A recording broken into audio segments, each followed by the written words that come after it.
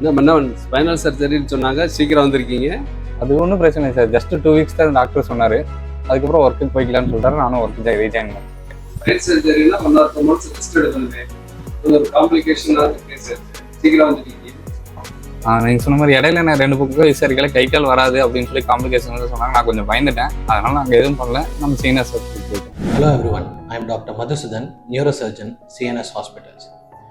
So இப்போ ஜென்ரலாக ஒரு பேஷண்ட்டுக்கு ஒரு பிரெயின் இல்லை ஸ்பைனில் சர்ஜரி தேவைப்படுது அப்படின்னு நம்ம ஒரு பேஷண்ட்டை எக்ஸ்பிளைன் பண்ணும்போது அவங்க நம்மகிட்ட கேட்குற முதல் கொஸ்டின் என்னென்னா, சர்ஜரிக்கு அப்புறம் எனக்கு கை வராமல் போயிடுமா இல்லை கால் வராமல் போயிடுமா, வெளியே எல்லாரும் அந்த மாதிரி சொல்கிறாங்களே கொஸ்டின் தான் நம்ம எல்லா நியூரோ சர்ஜனும் ஃபேஸ் பண்ணுற ஃபர்ஸ்ட் கொஸ்டின்.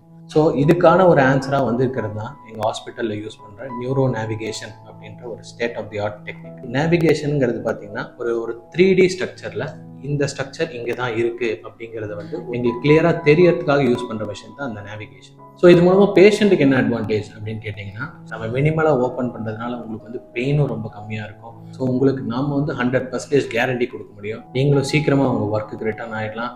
ஜென்ரலாக வந்து ஒரு 2 months 3 months இருக்க வேண்டிய டைமில் ஒரு 15 days ரெக்கவரியில் நீங்கள் சீக்கிரமாக வீட்டுக்கு போகலாம்.